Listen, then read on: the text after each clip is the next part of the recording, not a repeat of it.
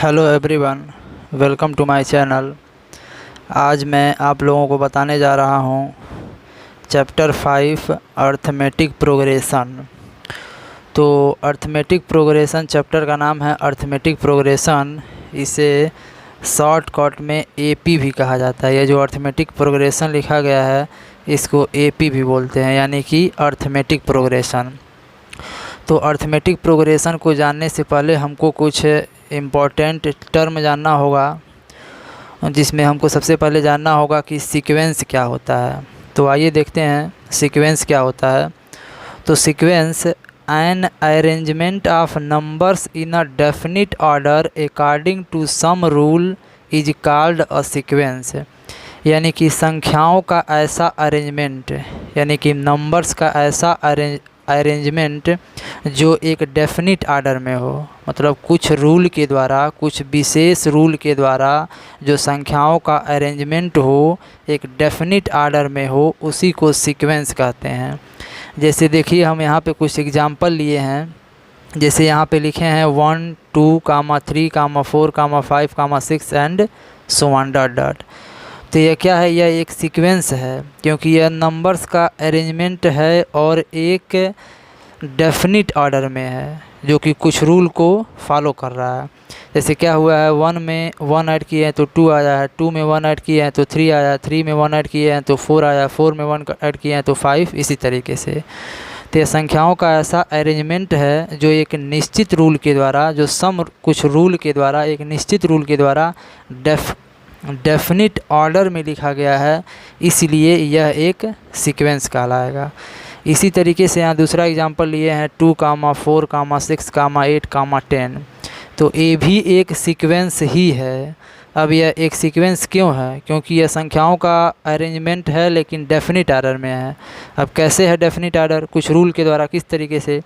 अब इसमें क्या हुआ है, 2 में 2 ऐड हुआ है तो 4 आया, 4 में 2 ऐड हुआ है तो 6, फिर 6 में 2 ऐड करने पर 8, 8 में 2 ऐड करने पर 10। इसी तरीके से आगे भी आएंगे। और एक एग्जांपल और लिए, जैसे यहाँ 2, 4, 8, 16, 32।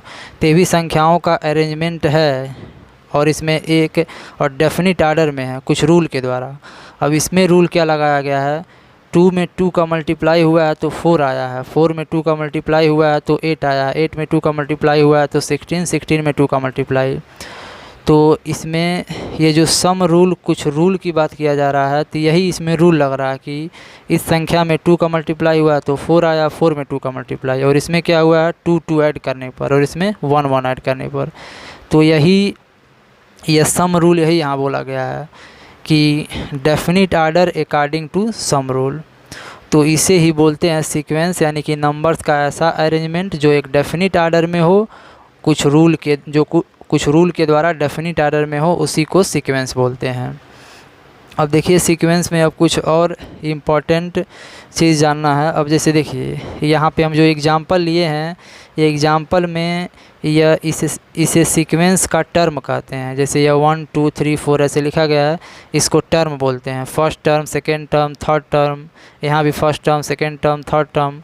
तो किसी भी सीक्वेंस के फर्स्ट टर्म को हम क्या करते हैं, A1 से रिप्रेजेंट करते हैं।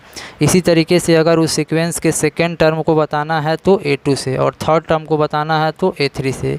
इसी तरीके से हम सीक्वेंस के टर्म को बता सकते हैं। अब जैसे मान लीजिए अगर हमको सीक्वेंस के n टर्म को बताना है तो क्या लिखेंगे, यहाँ AN लिखेंगे। जैसे फर्स्ट टर्म को लिखना था तो A1 लिखे हैं, सेकेंड टर्म को लिखना था तो A2 लिखे हैं, थर्ड टर्म को लिखना था तो A3 लिखे हैं। इसी तरीके से अगर हमको सीक्वेंस के n टर्म को लिखना है तो ऐसे A1 लिखेंगे। तो इसे ही बोलते हैं सीक्वेंस का n टर्म। हम लोग जान चुके हैं कि सीक्वेंस क्या होता है, तो अब हम लोग जानेंगे कि अर्थमेटिक प्रोग्रेशन क्या होता है। तो चलिए देखते हैं अर्थमेटिक प्रोग्रेशन क्या होता है। तो अर्थमेटिक प्रोग्रेशन क्या होता है, कोई भी सीक्वेंस अर्थमेटिक प्रोग्रेशन तब कहा जाता है जब सीक्वेंस के प्रत्येक टर्म में एक फिक्स्ड नंबर को ऐड करने या सब्ट्रैक्शन करने से मिलता है, तो वही सीक्वेंस अर्थमेटिक प्रोग्रेशन कहलाता है। तो चलिए देखते हैं। जैसे मान लीजिए हम यहाँ पे एग्जांपल लिखे थे 1, 2, 3, 4, 5 और ऐसे डॉट डॉट। तो यह एक सीक्वेंस है। तो अब यह अर्थमेटिक प्रोग्रेशन कब होगा? तो अर्थमेटिक प्रोग्रेशन जानने के लिए डेफिनेशन बताया है कि प्रत्येक टर्म में एक निश्चित संख्या को ऐड करने पर या सब्ट्रैक्शन करने पर। तो इसमें देखिए, इसमें क्या हुआ है, 1 में 1 ऐड हुआ तो 2 हुआ है, 2 में 1 ऐड किया है तो 3 हुआ है, 3 में 1 ऐड किया है तो 4 हुआ है, 4 में 1 ऐड किया है तो 5 हुआ है। इसी तरीके से आगे के टर्म भी आएंगे। तो इसीलिए अर्थमेटिक प्रोग्रेशन का यह डेफिनेशन बोला जाता है कि कोई भी सीक्वेंस अर्थमेटिक प्रोग्रेशन तब कहा जाता है जब उस सीक्वेंस के प्रत्येक टर्म में एक निश्चित संख्या को ऐड करने पर या सब्ट्रैक्ट करने पर मिले। जैसे मान लीजिए इसमें ऐड करने पर मिला है और इसको ऐसे भी लिखा जाता है, यह जो सीरीज अर्थमेटिक प्रोग्रेशन लिखा हुआ है इसको ऐसे भी लिख सकते हैं, 1 + 2 + 3 + 4 + 5 डॉट डॉट। तो इस तरीके से अर्थमेटिक प्रोग्रेशन ऐसे भी देता है। अब मान लीजिए जैसे हम कहे हैं कि अब ये इस अर्थमेटिक प्रोग्रेशन में एक निश्चित फिक्स्ड नंबर को जोड़ने पर, तो जिस फिक्स्ड नंबर को जोड़ते हैं उसको कॉमन डिफरेंस बोलते हैं। क्या बोलते हैं? Common difference. तो जिस फिक्स्ड नंबर को जोड़ते हैं उसको कॉमन डिफरेंस बोलते हैं और उसको स्मॉल d से रिप्रेजेंट करते हैं। तो यही होता है अर्थमेटिक प्रोग्रेशन। अब जैसे मान लीजिए यहाँ पे एक एग्जांपल लिखे हैं, अगर लिखा हुआ है यहाँ पे 10, 8, 6, 4, 2, ऐसे 0। तो ये भी एक अर्थमेटिक प्रोग्रेशन ही है, क्योंकि अब इसमें क्या हुआ है, 10 में 2 को माइनस किए हैं तो 8 आया, 8 में 2 को माइनस किए हैं तो 6 आया, 6 में 4 को माइनस किए हैं तो 6 में 2 को माइनस किए हैं तो 4 में 2 को माइनस किए हैं तो 2 आया है। तब इसमें क्या कर रहे हैं, अब एक निश्चित संख्या को इसमें सब्ट्रैक्ट करते हैं। तो वही बताया है कि अर्थमेटिक प्रोग्रेशन का डेफिनेशन, तो कि कोई भी सीक्वेंस अर्थमेटिक प्रोग्रेशन तब कहलाता है जब सीक्वेंस के प्रत्येक टर्म में एक फिक्स्ड नंबर को ऐड या सब्ट्रैक्ट करने पर मिलता है, और जिस फिक्स्ड नंबर को ऐड या सब्ट्रैक्ट करते हैं उसे कॉमन डिफरेंस कहते हैं। तो अब यहाँ पे देखिए कॉमन डिफरेंस क्या है, इस वाले अर्थमेटिक प्रोग्रेशन में कॉमन डिफरेंस 1 है, क्योंकि प्रत्येक टर्म में 1 ऐड करने पर मिला हुआ है। और इसमें क्या कॉमन डिफरेंस क्या है, 2 है, क्योंकि इसमें से 2 माइनस करने पर मिला है। तो इसे ही बोलते हैं अर्थमेटिक प्रोग्रेशन। अब मान लीजिए अर्थमेटिक प्रोग्रेशन है, हम मान ले रहे हैं कि इसका पहला जो टर्म है उसको a से रिप्रेजेंट करते हैं और कॉमन डिफरेंस को d से रिप्रेजेंट करते हैं। तो अर्थमेटिक प्रोग्रेशन का जो जनरल फॉर्म होता है, अर्थमेटिक प्रोग्रेशन का जो जनरल फॉर्म होता है वह होता है a, a + d, a + 2d, a + 3d and so on. तो इसे ही बोलते हैं अर्थमेटिक प्रोग्रेशन का जनरल फॉर्म।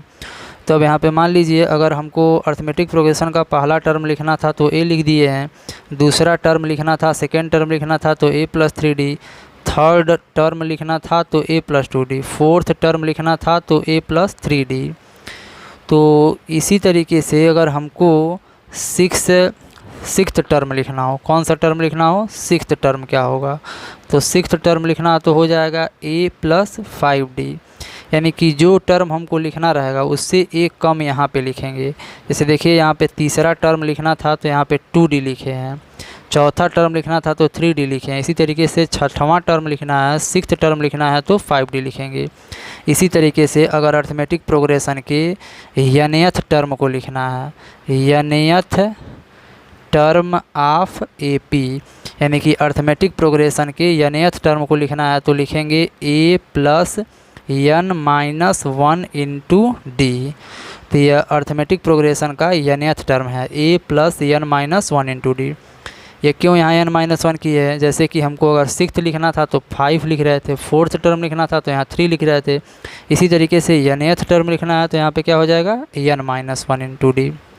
और ये जो nth टर्म ऑफ AP है इसको an से रिप्रेजेंट करते हैं, तो लिख सकते हैं an = a + n - 1 × d, या इसे Tn से भी रिप्रेजेंट किया जाता है, इसको Tn से भी लिख सकते हैं। तो Tn = a + n - 1 × d।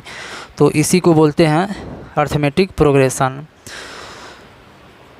तो जब यह बहुत ही इम्पोर्टेंट फार्मूला है, पूछता है कि इस पे क्वेश्चन आता है, तो इसलिए अर्थमेटिक प्रोग्रेशन का जो nth टर्म होता है वह a + n-1 इंटू डी होता है, या इसे Tn से भी रिप्रेजेंट करते हैं।